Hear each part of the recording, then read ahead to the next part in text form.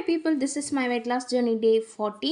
So இன்னைக்கு morning I'm test மக்களோட weight check பண்ணுறேன். இன்னைக்கு என்னோட வெயிட் 86.900 grams. நேற்றுக்கு 87.450. ஸோ நேற்றுக்கும் இன்றைக்கும் கம்பேர் பண்ணும்போது டோட்டலாக 550 grams கம்மியாக இருக்குங்க.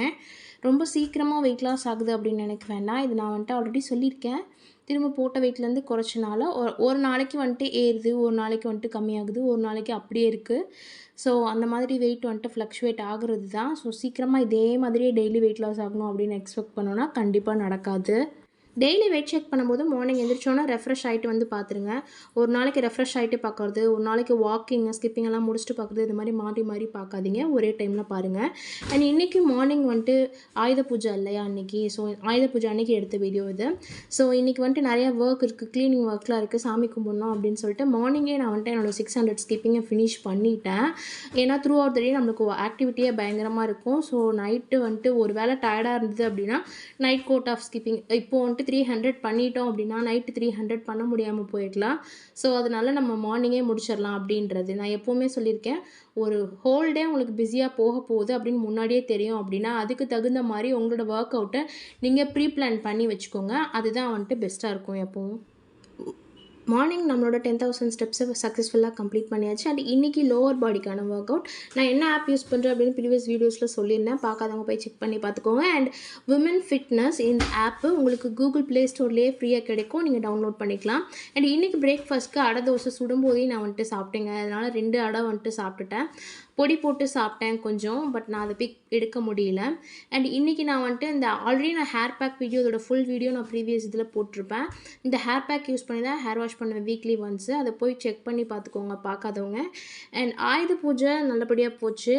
ஸோ இன்றைக்கி நான் நிறைய ஒர்க் இருக்கும், ஃபிசிக்கல் ஆக்டிவிட்டி அதிகமாக இருக்கும். அதனால் நான் காலையிலேயே எல்லா ஆக்டிவிட்டியும் முடிச்சிடலாம் அப்படின்னு நினச்சி நான் பண்ணேன்.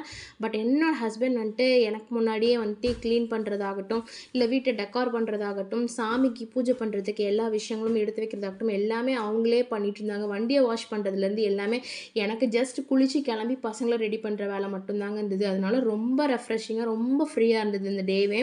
ஸோ இன்றைக்கி லஞ்சுக்கு சுண்டல் பொரி ஆஸ் யூஷுவல். ஆயுத பூஜைக்கு என்ன பண்ணுவாங்க அதுதான். ஸோ அதுவே ஒரு பவுல் ஃபுல்லாக எடுத்து சுண்டல் அண்ட் பொரியும் நிறையா சாப்பிட்டேன். அண்ட் ஒரு செவ்வாழை பழமும் 1 ஆப்பிளும் நான் சாப்பிட்டேன்.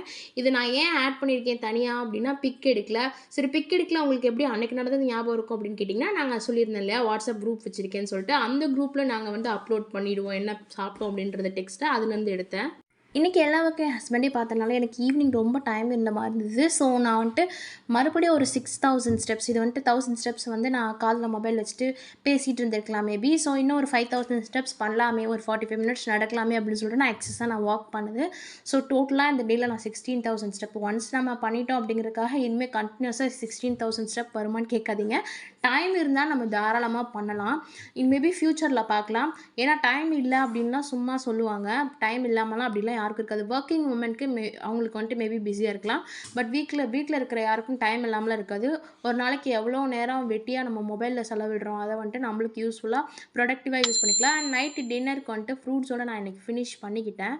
இன்றைக்கி ஒர்க் எதுவும் பெருசாக இல்லாதனால காலையில் ஆக்டிவிட்டி அதிகமாக இருந்தனால காலையில் வந்துட்டு தோசை அடை தோசை இந்த மாதிரி சாப்பிட்டேன். மதியத்துலேருந்து ஆக்டிவிட்டி அதிகமாக இல்லாதனால நான் ஃப்ரூட்ஸு இந்த மாதிரி எடுத்துக்கிட்டேன். பசிக்கலைன்னா நீங்கள் அதுக்கு தகுந்த மாதிரி சாப்பிட்டுக்கோங்க. பசி இருந்தால் மட்டும் நீங்கள் கார்ப் இன்டேக் அந்த மாதிரி அதிகமாக எடுத்துக்கோங்க. நான் இதுதான் சொல்லுவேன்.